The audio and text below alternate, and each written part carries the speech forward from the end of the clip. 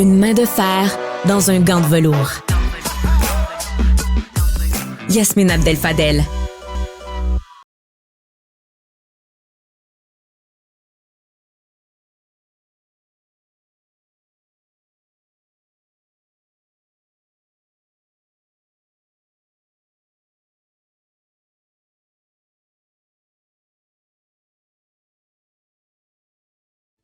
– 14h30, c'est le moment de notre rendez-vous avec Yasmine Abdel-Fadel, conjointe dans les studios de Cube. Bonjour Yasmine.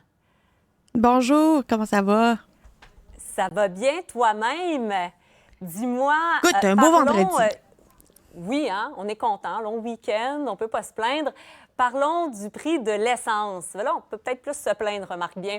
Ouais. Les réactions qui sont nombreuses à ce qui a été dit par le ministre Fitzgibbon hier. Bon, s'est échappé en fin de point de presse là, sur le fait qu'il pense que ce serait mieux de monter la taxe sur l'essence plutôt que de la baisser. Mais disons, sur les propositions comme telles, comme l'abolition du prix plancher, t'en penses quoi, Yasmine?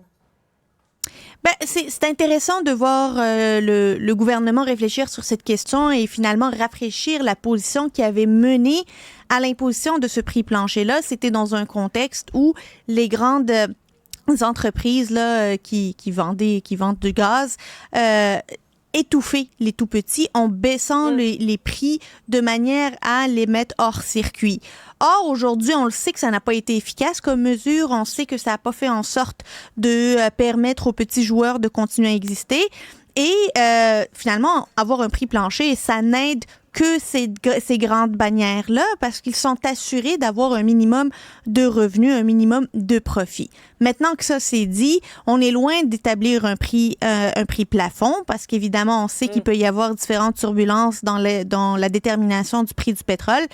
Mais il y a aussi un volet de dévoilement des informations qui sont importantes auprès de la Régie de l'énergie qui va pouvoir, elle, juger en fait si les augmentations sont convenables, sont raisonnables, se justifient dans le contexte, qu'il soit géopolitique, financier ou autre. Moi, je trouve ça très intéressant. C'est une très bonne nouvelle qui aura peut-être un impact, peut-être pas, mais on ne perd rien à essayer. En même temps, est-ce que ça risque pas de tuer les plus petits joueurs qui résistent toujours? Tu as vu dans le journal l'exemple de Pétrole Maurice qui disent, nous, on prend une moins grande marge, mais là, si les plus gros décident d'y aller avec des prix très, très bas, on ne pourra pas suivre, on n'a pas les reins assez solides pour suivre. Évidemment qu'il pourrait y avoir ça comme conséquence néfaste. Toujours est-il que le problème ici, c'est que la grande majorité des Québécois ne s'approvisionnent pas auprès de petits joueurs, s'approvisionnent auprès des grands joueurs et ça leur coûte extrêmement cher. On le sait, on le voit. Ce sont des coûts qui sont continuellement en augmentation et particulièrement lorsqu'il fait beau ou qu'on est à la veille d'un long week-end. Là, bizarrement, je sais pas qu'est-ce qui se passe d'un point de vue géopolitique, mais ça incite beaucoup les grandes bannières à augmenter les prix du litre d'essence. Ça va malheureusement être le cas pour les petits joueurs. J'espère qu'ils vont pouvoir trouver un avantage distinctif de manière à pouvoir garder leur clientèle, une clientèle qui leur a été fidèle pendant plusieurs années. J'ose espérer que cette clientèle va continuer à leur être fidèle. Parlons par ailleurs de cette équipe volante annoncée par le ministre Dubé, donc qui va venir pallier dans les régions, comme c'est le cas de la Côte-Nord, dont on a parlé dans les derniers jours, où on dépend peut-être davantage des agences privées à ce moment-ci. On a envie de dire, Yasmine, pourquoi ça a pris tout ce temps avant d'y aller de cette solution-là?